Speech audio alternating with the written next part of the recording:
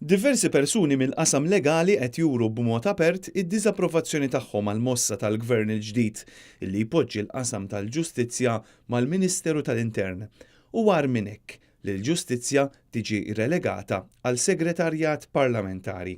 Fost dawk li tkellmu fil-miftuħ kien hemm l-avukat Joe Giglio illi f'kummenti waqt il-programm .net fuq Net Television wara id-diżappuntiju għal mod kif ġie trattat il-qasam tal-Ġustizzja meta l-Prim Ministru Joseph Muscat ikkompona l-kabinet tiegħu. Bil-messaġġ li ntbagħat illi fil-Ġustizzja spiċċa sottopost għal pożizzjoni ta' segretarju parlamentari u l-intern huwa immexxi minn Ministru. Jien għalija il-messaġġ li qed jintbagħat huwa illi il-ġustizzja li suppost qiegħda hemm biex tikkontrolla l-intern, biex fejn l-intern qiegħed jiżbalja qiegħed tkun tista' tintervjeni, spiċċat f'pożizzjoni li ġiet relegated għal sitwazzjoni ta' segretarju parlamentari. U di più sopra korna bastonate, illi dan il-segretarju parlamentari hija taħt il-Ministeru tal-Intern, b'mod li allura l-intern huwa xi ħaġa li għandu iżjed saħħa, iżjed importanza, iżjed relevanza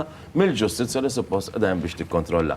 L-avukat Joe Giglio għadda dawn ir-rimarki waqt diskussjoni li ffukat fuq il-ħatra tal-Kummissjoni għar-Reviżjoni tas-Sistema tal-Ġustizzja u l-ħatra ta' Kummissarju tal-Liġijiet. Fl-istess programm tkellem ukoll fost oħrajn l-avukat Roberto Montalto illi min-naħa tiegħu irrimarka kif fil-Kummissjoni illi se tagħmel review tal-qasam tal-Ġustizzja hemm nieqes persuna illi għandu esperjenza fil-qasam kriminali.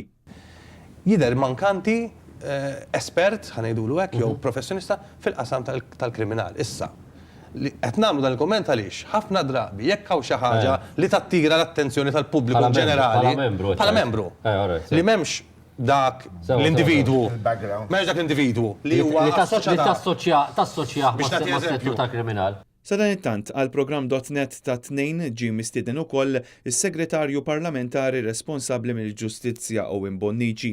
Iżda il-producers tal-programm ma rċevew l-ebda risposta dwar il-parteċipazzjoni tiegħu u Bonnici baqa' ma tfaċċax għad-diskussjoni.